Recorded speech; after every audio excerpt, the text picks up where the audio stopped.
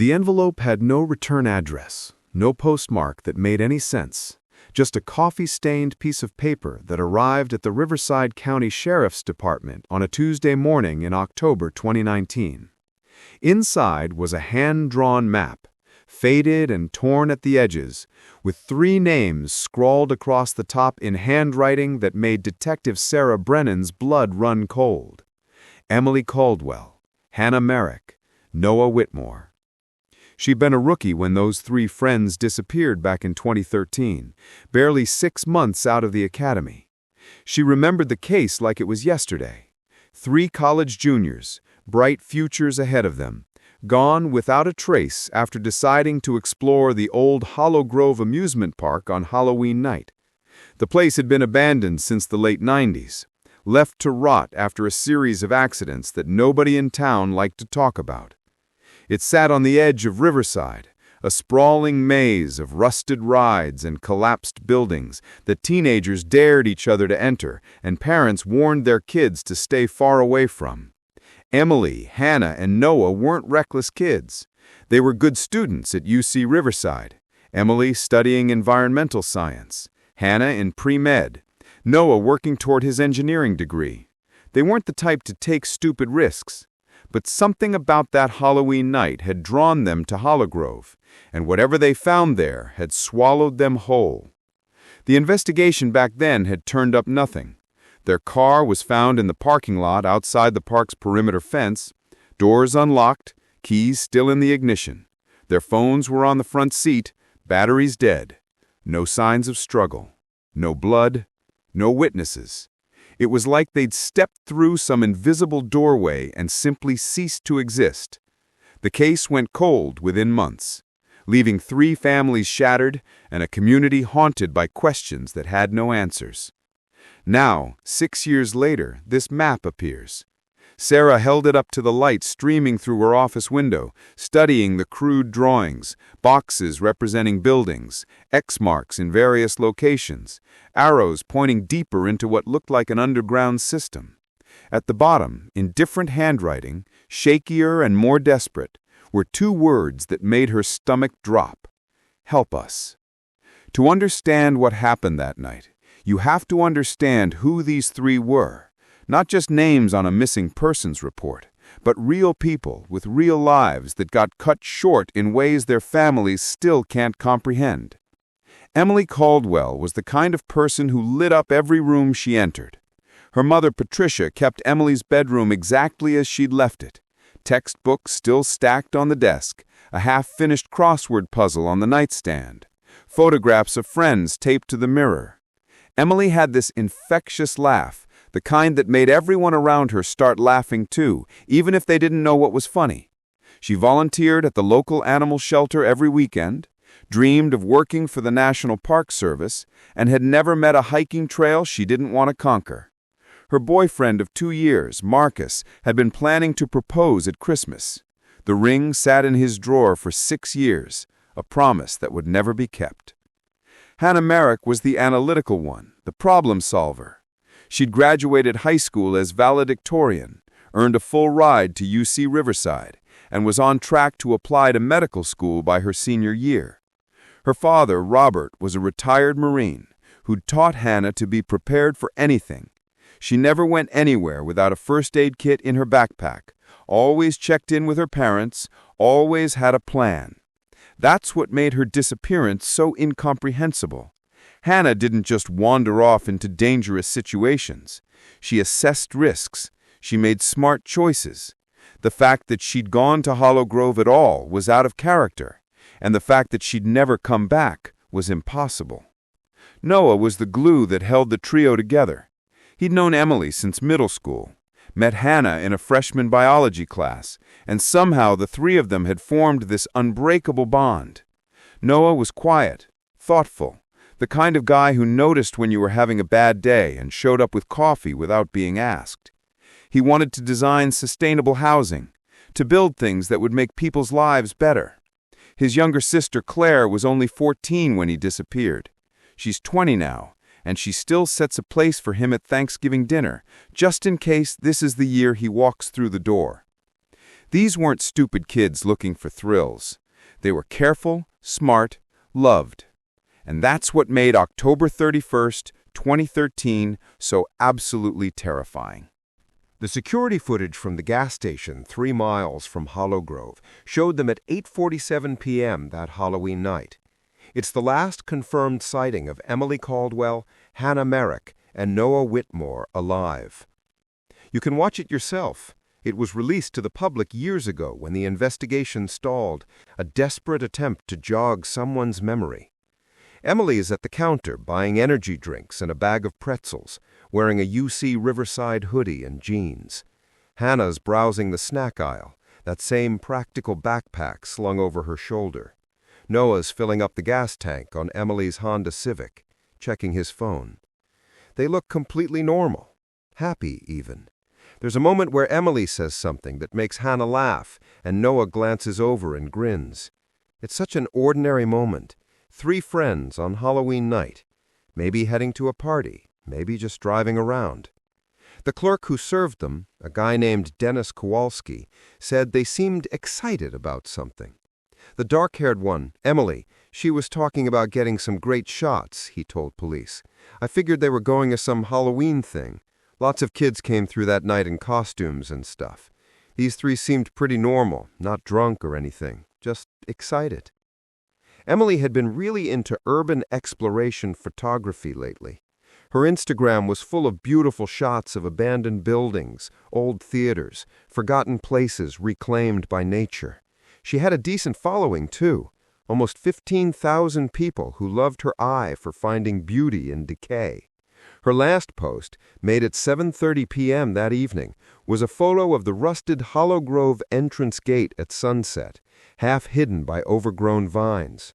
The caption read, "Exploring local history tonight. Some places hold on to their stories. Hashtag urban exploration, hashtag Halloween, hashtag abandoned." The comments section became a memorial. Thousands of people asking where she is, sending prayers, sharing theories. Her parents couldn't bring themselves to delete the account. It's still there, frozen in time.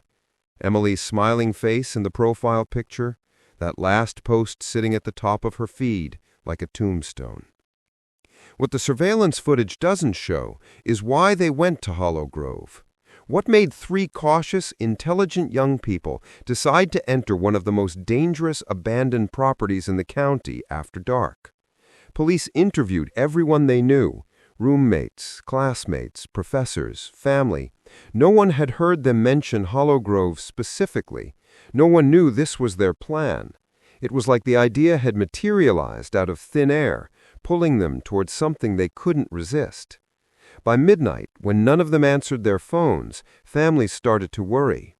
By sunrise, when Emily's car was found empty and abandoned, everyone knew something was terribly, terribly wrong. The search for Emily, Hannah, and Noah lasted 43 days and became one of the most extensive missing persons investigations Riverside County had ever seen. Over 200 volunteers combed through Hollowgrove Amusement Park, searching every building, every ride, every inch of the 70-acre property that had been left to rot for more than a decade. The place was a nightmare to search. The old park had been built in the 1960s, expanded in the 70s and 80s, and abandoned practically overnight in 1998 after a series of accidents.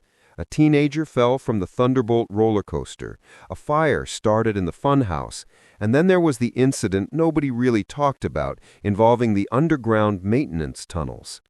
The owners just locked the gates and walked away, leaving everything inside to decay. By 2013, it was a jungle of collapsed structures, exposed wiring, and tetanus waiting to happen. Search and rescue teams brought in dogs. The dogs went crazy in certain areas, barking, whining, refusing to move forward. One handler said his German Shepherd, a veteran of dozens of searches, just sat down near the entrance to the old funhouse and wouldn't budge, like she'd hit an invisible wall. They searched anyway, crawling through spaces so tight you could barely breathe, flashlights cutting through absolute darkness, calling out 3 names that were never answered. Detective Maria Voss led the investigation, and by all accounts, she was thorough to the point of obsession. She interviewed over 300 people. She studied every frame of that gas station footage. She brought in forensic teams to analyze Emily's car. They found nothing unusual, no signs of struggle, no evidence of foul play. The car was clean, almost too clean. The keys in the ignition suggested they'd planned to come back. The dead phones suggested something interrupted that plan.